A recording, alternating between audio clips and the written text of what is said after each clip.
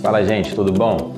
Hoje nós vamos resolver um exercício utilizando propriedades dos determinantes. A gente tem falado em alguns vídeos aqui sobre determinantes, algumas regras e tal, e hoje o exercício que eu escolhi é do Instituto Mauá de São Paulo e vou resolver utilizando somente as propriedades determinantes, explicando passo a passo, lógico, né? Hoje nós vamos usar o Teorema de Binet e depois uma consequência do Teorema de Binet, que é aquela propriedade que diz que o determinante de uma matriz inversa é o inverso multiplicativo, né? E eu vou explicar isso direitinho.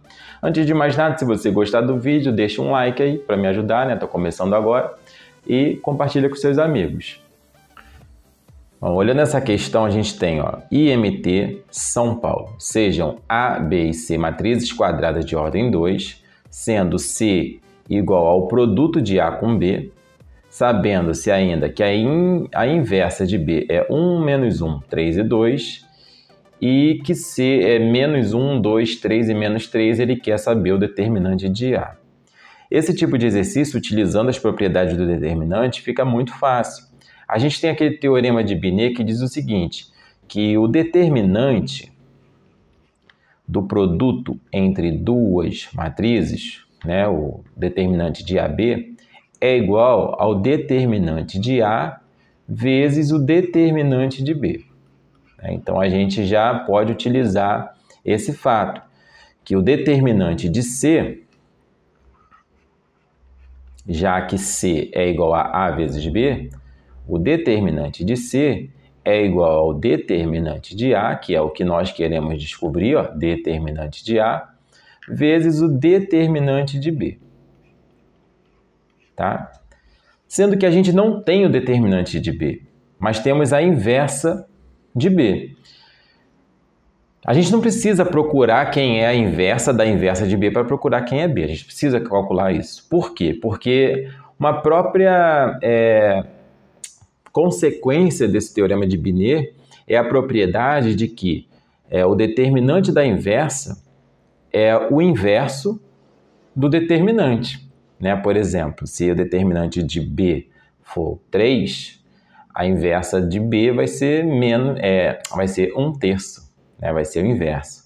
Por que é uma consequência? Ora, vamos supor, né, olhando aqui o teorema de Binet, vamos supor que A e B sejam inversas. Tá? A e B sejam inversas. O que acontece? Supondo isso, A vezes B é a própria matriz identidade, já que são inversas entre si por hipótese. Então, usando o teorema de Binet, ele vai continuar dizendo que o determinante dessas duas matrizes, que são inversas entre si, tem que ser igual ao determinante da identidade. Só que o determinante da identidade a gente sabe que é 1. Né? Que a identidade é aquela matriz, que é a diagonal, é a matriz diagonal, né? 1. Então, o determinante é 1. Então, se elas são inversas entre si, os determinantes são inversos multiplicativos. Então, o que eu preciso fazer aqui para descobrir quem é o determinante de A? É muito simples. Calculo o determinante de C, calculo o determinante da inversa de B, e inverto, já que o determinante de B é o inverso multiplicativo do determinante da inversa de B. Então, vamos lá. Eu vou só apagar aqui. Bom, aí, nesse espacinho, eu vou calcular aqui o determinante da inversa de B. Vamos lá. Determinante da inversa de B. Como é que se calcula o determinante? Multiplicando a diagonal principal, 1 vezes 2 dá 2, menos o produto da diagonal secundária aqui, 3 vezes menos 1 dá menos 3. Então, vai ficar menos 3. Significa que vai ficar 2 mais 3, 5. O determinante da inversa de B é 5. Isso acarreta que o determinante de B é igual a 1/5, que é inverso multiplicativo do 5. Agora vamos descobrir quanto é que vale o determinante de C, que é o que a gente precisa para descobrir quanto que é um determinante de A, né? O determinante de C é o determinante de A vezes o determinante de B. Então, calculando o determinante de C, menos 1 vezes 3. Menos 1 vezes menos 3 dá 3. Menos 3 vezes 2 dá 6. Então, o determinante de C é 3 menos 6 menos 3. Substituir aqui, então, naquela nossa primeira igualdade, ó, o determinante de C, nós descobrimos que é menos 3, é igual ao determinante de A, que é quem nós queremos descobrir, vezes o determinante de B, que a gente descobriu que é 1/5 através do determinante da inversa de B. Pronto, acabou o problema, né?